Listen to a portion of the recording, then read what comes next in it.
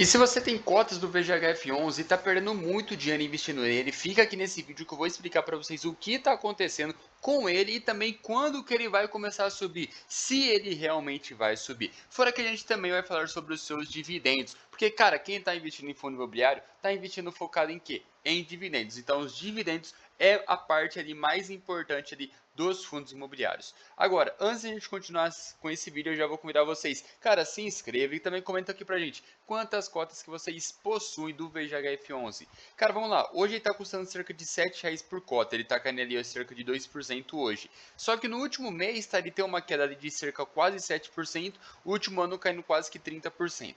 O que aconteceu, tá, desse cenário aqui, custando na casa dos seus 9, 10 reais, para agora que está custando cerca de 7 reais. Cara, bastante coisa mudou. Principalmente o que? O setor macroeconômico aqui do Brasil. Cara, nós tivemos ali quase que 3 aumentos da Selic em sequência em um curto espaço de tempo. Toda vez que aumenta a Selic, pode se preparar que os fundos imobiliários vão cair. Tanto que quando ele caiu aqui, tá próximo dos seus 6 reais, era por conta disso. Ele deu uma leve recuperada ali de 10%? Sim, só que ainda isso não é suficiente para voltar para o seu preço original. Quando que ele vai voltar a subir? Quando todos os fundos vão voltar a subir? Quando a Selic começar a cair. Quando que a Selic vai começar a cair? Quando a situação aqui do Brasil melhorar. Ponto. Agora, o que acontece com os dividendos do VGHF11? O VGHF11, na sua história, ele passou aqui basicamente por 2 ciclos, tá? Então, basicamente, no começo aqui ele tinha um tipo de estratégia, só que depois ele começou a aplicar um outro tipo de estratégia. Esse tipo de estratégia aqui no começo, onde ele pagava ali mais de 2% de dividendo yield, cara, ele nunca mais vai voltar com esse tipo de estratégia. Ah, por que ele não vai? Porque ele simplesmente mudou a estratégia dele para que ele focasse ali mais no que? Num fundo ali mais estável, num fundo ali, querendo ou não, um pouco mais seguro do que ele foi no passado. Então ele não vai voltar a pagar aqueles altíssimos dividendos que ele pagava, porém ele vai ficar ali sempre na média, tá? De um pouquinho mais de 1% de dividendo no mês. O valor que ele pagou no último mês foi de cerca de 9 centavos, 1,3%. Nos últimos 12 meses, um pouquinho mais de R$1 ali, com cerca de 15% de dividendo. O que acontece, tá? Como todos os fundos imobiliários caíram muito o seu preço, o seu dividendo yield acaba subindo muito. Então não é necessariamente que o dividendo yield está bom ali necessariamente de um fundo imobiliário. Mas assim, cara, como caiu todos os fundos imobiliários e caíram muito, o dividendo yield dos fundos imobiliários acabaram subindo muito no geral. Então, olha só que inacreditável. Hoje ele está com quase 16% de dividendo yield. Cara, isso aqui é muita coisa de dividendo, tá? Agora, qual que é o outro grande ponto, tá? O que aconteceu dessa parte quando ele pagava os seus maiores dividendos possíveis para hoje aqui? Que é basicamente a gente vai ver no seu relatório gerencial. O VGHF11 ele sempre teve uma estratégia bem mista, tá? Então dentro do fundo eu poderia fazer várias coisas. Poderia investir em fundo imobiliário, poderia investir em ação, poderia pegar e investir em CRI.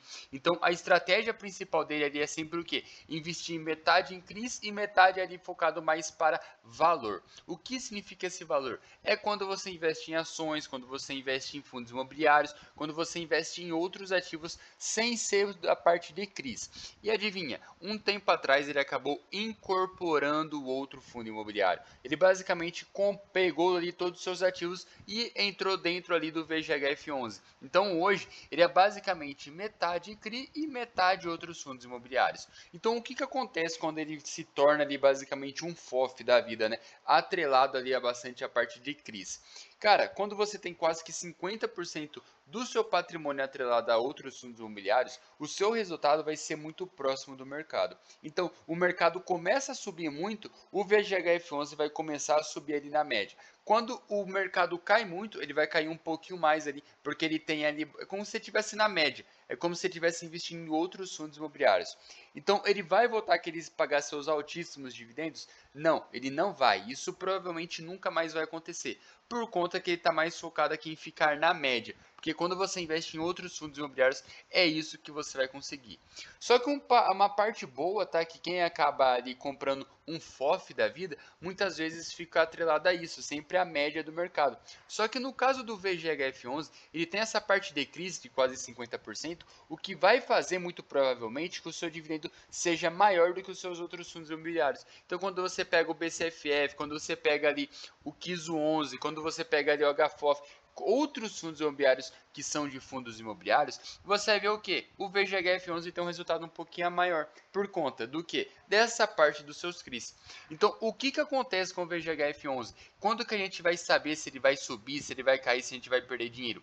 Basicamente, a gente depende dos seus CRIs e basicamente a gente vai depender dos seus fundos imobiliários. Então, hoje, para ele voltar a subir, a gente depende a maior parte dele do quê? Que os seus fundos imobiliários que ele tem em carteira voltem a subir. Basicamente isso. Só que por um outro lado, os seus CRIs, a maior parte está atrelada ao CDI. Então, como o CDI está subindo bastante, é por isso que ele está conseguindo manter esses seus dividendos altíssimos, tá? Porque ali, cerca dos seus mais de 50% da sua carteira que está atrelada a CRIs, a maior parte dele está atrelada ao CDI. E como o CDI está subindo muito, ele acaba ganhando muito dinheiro. E se ele ganha muito dinheiro, ele consegue distribuir bons dividendos. A curto prazo, ele muito provavelmente não vai subir. Porém, a longo prazo, ele tende a voltar ao seu valor próximo de R$ 9,00 por cota. Então, se você está comprando a casa de R$ 5, R$ 6, comprando o menor valor possível e pode levar ele a longo prazo, daqui 2, 3, 4 anos, muito provavelmente que ele volte a esse valor. Porque ele não perdeu ali por conta de uma cagada ali, tá? Dentro do que aconteceu dentro do fundo. Ele tá caindo basicamente por conta do cenário econômico do Brasil que não está nada bom. Rapidamente a gente vê, né, que os fundos imobiliários que tem dentro aqui da carteira do VGHF11, a gente já conhece bastante alguns, como o da Cirela, Crédito Imobiliário, CYCR, a gente conhece também o Vigir, a gente conhece o Tigar, conhece o PVBI. Então, são fundos imobiliários que você mesmo pode estar investindo neles. Como é no caso do VGHF11, ele está investindo ali de uma forma terceirizada. Então, se você tem o VGHF11, querendo ou não, você também vai ter o RECT11, você também vai ter o CPTS, você também vai ter outros fundos imobiliários. Então, é isso aqui o funcionamento do VGHF11 e essa aqui é a dinâmica dele, principalmente para os próximos meses. Ele tende a se manter um valor um pouco mais estável agora, principalmente no valor que está sendo negociado. Os seus dividendos vão continuar sendo altos, porém o seu preço não vai subir a primeiro momento. Vai demorar um pouco ainda para ele voltar a subir.